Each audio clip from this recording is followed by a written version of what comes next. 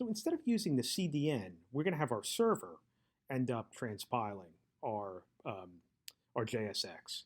So one of the things I'm going to do here is if I search over here, we're going to end up using Babel's broken down into different parts. We're going to be using this Babel core library.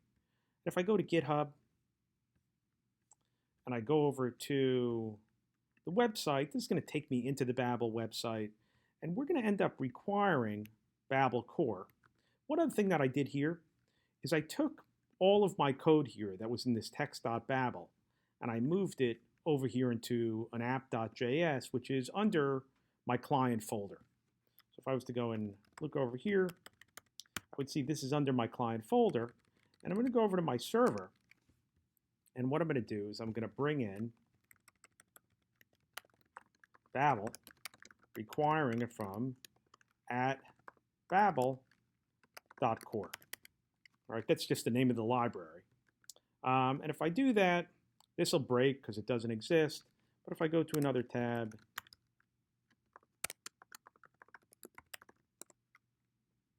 I'll end up getting it eventually. This should end up rerunning, and I'll be okay. Well, what I want to do here is that I'm going to use Babel core. Babel core, if I look at this, I'm going to use a function here, which is going to transform a file. And I'll go over here and tell Babel to transform a file. And this will allow me to just do a relative path, but this is client app.js.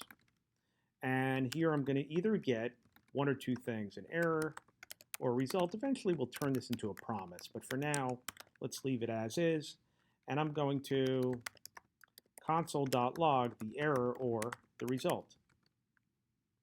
So I get an error that it can't find client. I think I have this incorrect. Okay. Now I get a different error.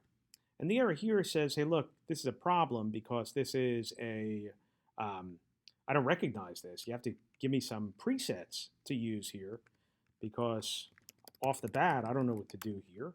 Again, Babel could be used for other things than JSX, but I'm going to go over here and I'm going to set a presets. And this is going to be, again, because I'm using a newer Babel, this is going to be at Babel React. When I do that,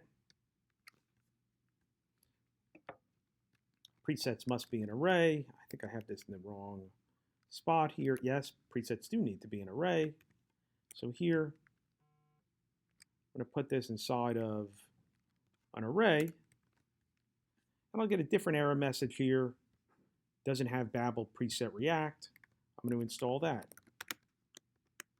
Babel preset React. You could look that up, but that's the preset for React. I'm going to install that. I'm going to go back over here and I'll see it was able to generate my code here. So the last thing that I'm going to do is I'm actually going to save this. I'm going to actually do some testing here. I'm going to say if there's an error, console log the error. And if there's not, I'm going to end up writing to a file. And I'm going to want this to go to my assets folder. So I'm going to do /assets app.js. What do I want to write? This is going to be the result, the code from that. Again, this is going to give me an error if I was unable to write the file. And I'll console.log the error. So let's take a look here. Here we have fs is not defined. Let's define it.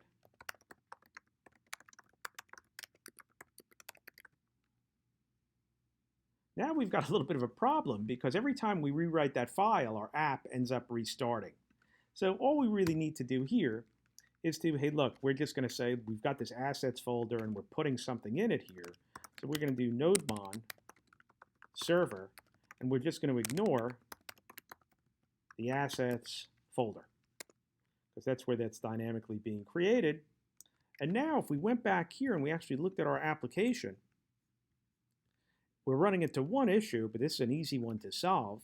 If we look at our index.html, we could actually take out this text.babel. We could also take out this Babel because we're no longer pre-compiling it. But here we just need to say that this is going to be deferred.